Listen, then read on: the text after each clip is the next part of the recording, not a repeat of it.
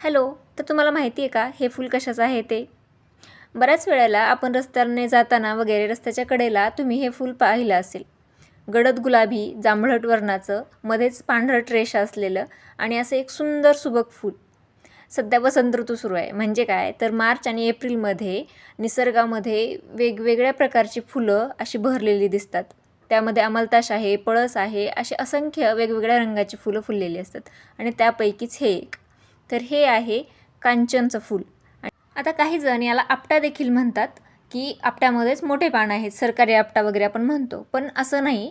आता तुम्ही जे स्क्रीनवर बघत आहात हा फोटो आहे तो, हे आहेत आपट्याचे पानं जे आकाराने अगदीच लहान असतात. आणि हे आहेत कांचनची पानं. कांचनची पानं हे आपट्याच्या पानापेक्षा आकाराने खूप मोठे असतात. त्यामुळं आपण जे दसऱ्याला सोनं देतो ते सोनं आणि कांचन हे दोन वेगवेगळे झाडं आहेत. सध्या तुम्हाला स्क्रीनवर जो फोटो दिसतोय त्यामध्ये कांचनचं पान आणि आपट्याचं पान यामधील फरक स्पष्ट दिसत आहे. दिसायला जरी सारखे असतील तरीही दोन्हीमध्ये फरक आहे.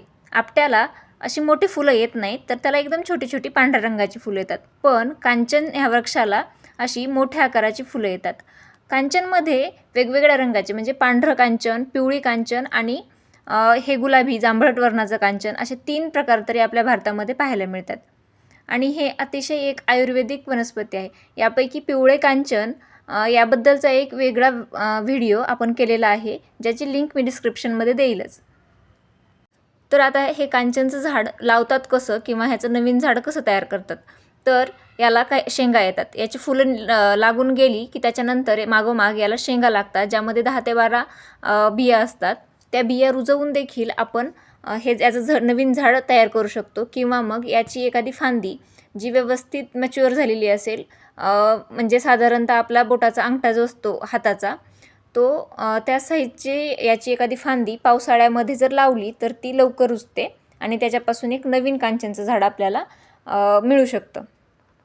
जानेवारी महिन्यापासूनच कांचनला फुलं यायला सुरुवात होते, पण मार्च ते एप्रिलमध्ये याचा बहर मोठ्या प्रमाणात असतो.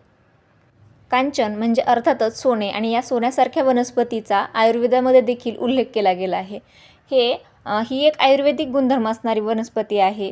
मुख्यतः थायरॉईडमध्ये आणि ज्या आपल्या शरीरामध्ये गाठी झालेल्या असतात त्यामध्ये कांचनची जी साल असते त्या सालीचा काढा करून घेतल्याने थायरॉईड आणि रक्तातील गाठी कमी होण्यास मदत होते.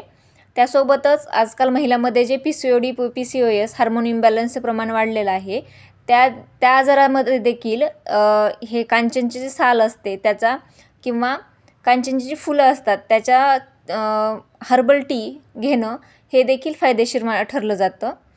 त्यासोबतच त्वचेचे जे काही आजार असतात म्हणजे चेहऱ्यावर जे मुडमाचे फोड वगैरे येतात त्यावर याचे कांचन जी मुळं असतात ते उघळून त्याचं पेस्ट करून जर आपण ते मुरमाच्या फोडावर वगैरे लावली तर ते कमी होण्यास मदत होते.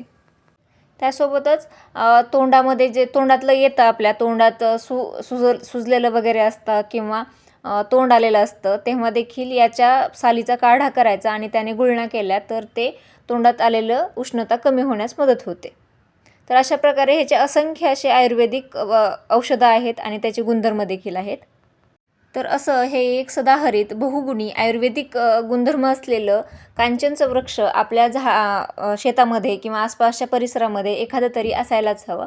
तुम्हाला जर कुठे हे झाड दिसलं आणि जर नर्सरीमध्ये तुम्हाला हे झाड मिळत नसेल तर तुम्ही याची एक फांदी घेऊन पावसाळ्यामध्ये पण स्पेशली पावसाळ्यामध्ये रुजायला लवकर मदत होते. याची फांदी घेऊन लावू शकता किंवा मग याच्या ज्या बिया आलेल्या असतात त्या वाळलेल्या असतील तर त्या देखील तुम्ही आणून रुजवू शकतात आणि नवीन झाड उगवू शकतात. तर आजचा हा व्हिडिओ तुम्हाला कसा वाटला, माहितीपूर्ण वाटला असेल किंवा याच्याबद्दल आणखीन काही माहिती असेल तर खाली कमेंट बॉक्समध्ये कमेंट करून नक्की सांगा. आम्हाला ऐकायला खरंच खूप आवडेल. आणि व्हिडिओ शेवटपर्यंत पाहिला त्यासाठी थँक्यू सो मच. असेच वेगवेगळे व्हिडिओ घेऊन मी येत असते आणि पाहत राहा. चॅनल आणखीन सबस्क्राईब केलेलं नसेल तर सबस्क्राईब करा, लाईक करा आणि कमेंट करा. Thank you so much. धन्यवाद.